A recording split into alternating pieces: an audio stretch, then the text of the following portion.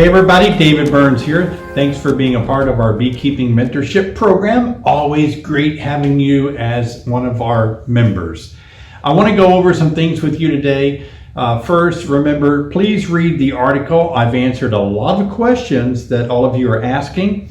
So some of you may look at these questions and say, aha, that's the question I have. How did David answer that? So I'm hoping that's going to be helpful to the group at large by answering those. So look that over. And of course, this video, I want to talk to you and show you a couple of things. First, I want to answer the question about how do you deal with queen cups and queen cells.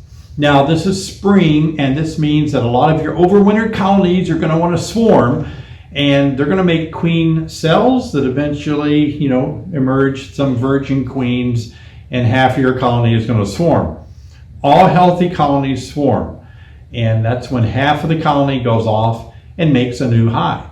That's going to happen. Some of you have called me already, and I've walked you through capturing swarms and all of that. But I want to show you in this video, particularly how to assess the queen cup or queen cells. Now, queen cups means that it hasn't been capped over at the bottom yet. So you can still look inside that queen cup and you can see an egg or a larva of the developing queen. Now in this case, you're going to have to be determined to look in there. When you see queen cups, remember, you're always going to have queen cups in that hive somewhere all year long. But sometimes the queen chooses to lay eggs in there in the case of a swarm situation, or if they need to supersede the queen. Now the video that I'm showing here, this is a case where the hive is wanting to supersede the queen, and I opened up, kind of peeled back a little bit of this queen cup to see if there's an egg in there. Now I had my hat and veil on, it was in a shady spot. I couldn't tell. I had my reading glasses on, saw something at the bottom, didn't know if it was a piece of wax or if I was seeing through the comb to the other side and something was throwing me off. But anyway, I decided to come back in, put it through my video editor here, like I'm doing now, zoom in, see what it was, and lo and behold, yes, that was an egg. You can see here, definitely an egg. And that means that the queen has laid an egg there, and the hive is choosing to raise a new queen to replace her. Now, so the takeaway message for you, always look in these queen cups to determine if you have a replacement coming. See if there's a larva, see if there's something in there. It's hard to do, especially like in my case, when you're outside, you can't really get a good sight down into a cup. And if that's the case for you, do what I did. Take a picture, enlarge it on your phone, and see if you can see something like an egg or a larva in there. Finally, I want to talk to you about the opening of your hive. Now, some BeeTeam6 members, a lot actually, are asking, when do I open up the hive a little larger on the entrance reducer? Now the entrance reducers that we make come with two openings, a 3/4 and about a 3-inch, two different selections. Okay, so here's a hive that does not have an entrance reducer on it. And I'm going to just go ahead and show you what's going to happen. We'll go ahead and put the entrance reducer on, just set it in the front here a little bit.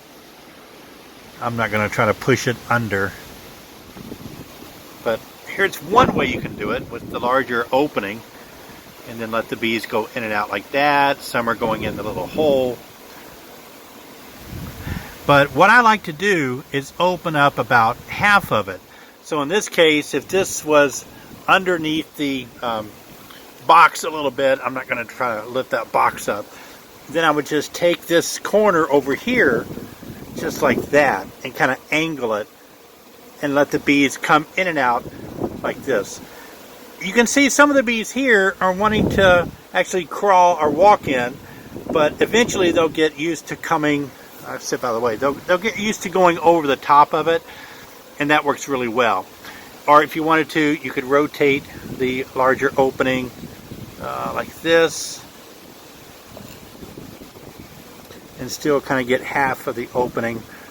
But I assure you, what I've found to be the best situation is where bees have to climb up and over, because sometimes that can help keep other insects from just walking straight in. And these bees will orientate. I'm just going to leave that there. they will figure this out. And so you're getting a little bit, like from this point over there will be their in and out. The opening is 14 3/4 inches, so half is going to be at 7 3/8, I think. So it's going to give 7 inches on one side, 6 or 7 inches for the bees to come and go. You don't need a lot of opening really for bees to be quite happy in their natural habitat of a tree. They're going through a small knot hole. And so this helps control sometimes the introduction of small hay beetles, wax moth, other insects, mice. It just, if you reduce it some, then the bees can guard it a little more efficiently. That's all I'm recommending here. So take those two as takeaway home messages today. Put your introducers halfway across the front, and then be keeping an eye out on those queen cups, those queen cells, and get control of your hives so they don't swarm on you. And if they do need to replace that queen, it's early in the year. I let them replace her. It's going to take 25, 30 days for her to start, the new queen to start laying. I'm okay with that since it's still May. Further down into July, it worries me. I may put a mated queen in there in that case. But nonetheless, if the population is strong, when they raise their own queen, it does help control mites because there's no brood for a little while, and there'll be less mite growth as well. All right, thanks for joining me today. I'll see you next time.